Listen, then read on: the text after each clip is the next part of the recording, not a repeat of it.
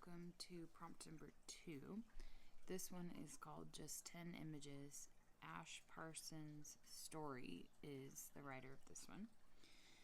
I spent my early years in a rural village in Zaire, Africa in the 1980s, and when our family moved back to the United States, I didn't fit in. Fortunately, my parents gave me my first diary, complete with a little gold lock and key. Lonely and confused about this new version of a village, I poured everything into those pages. I never missed a day, and each year I started a new one, understanding my life by writing it down became a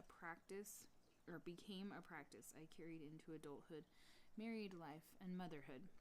Then we adopted our third son. Zion was born 3 months premature and weighed 2 pounds. The first time I saw him, wires and tubes came from his body like octopus legs, and the beeping alarms of the NICU screamed at me. But the sight of him gave me the same feeling as when I gave birth to my other 2 sons. It was like coming home. I spent the next 6 weeks, holding Zion inside my shirt, skin to skin, watching him grow. Life as a NICU mom was all-consuming and not conducive to writing. There's only so much you can do when you're holding a fragile, football-sized human in your arms. So I started to make mental notes of images.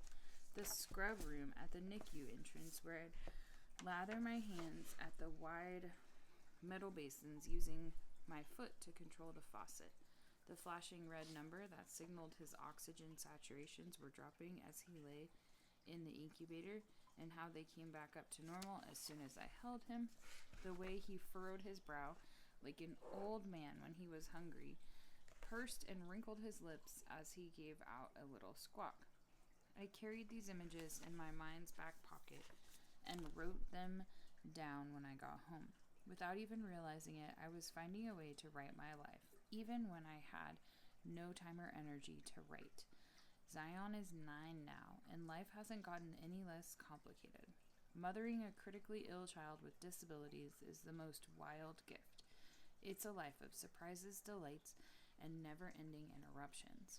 And that's just before breakfast. But writing is how I translate my life to myself.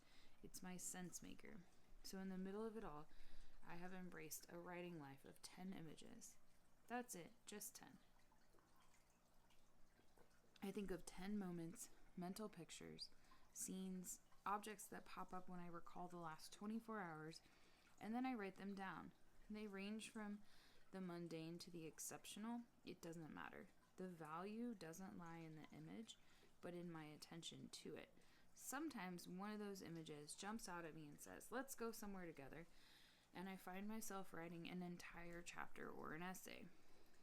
True story, I'm currently writing a memoir this way, but most of the time I look at my list and exhale with a great sense of accomplishment. I have lived another day, I have seen what I've seen, and I have given my life a voice by writing it down. This is your prompt. Your life might look nothing like mine, but maybe you also feel that you lack time, the emotional space, or the presence of that saucy Minx inspiration to write about. Maybe you can't sit down and write multiple pages or hundreds of words, but I bet you can come up with 10 images from the last 24 hours. Give it a try. One of my favorite things is going back through my 10 images pages from the last year and seeing what I saw. No matter what is going on in the world, within or without, I know I can find a home in these pages.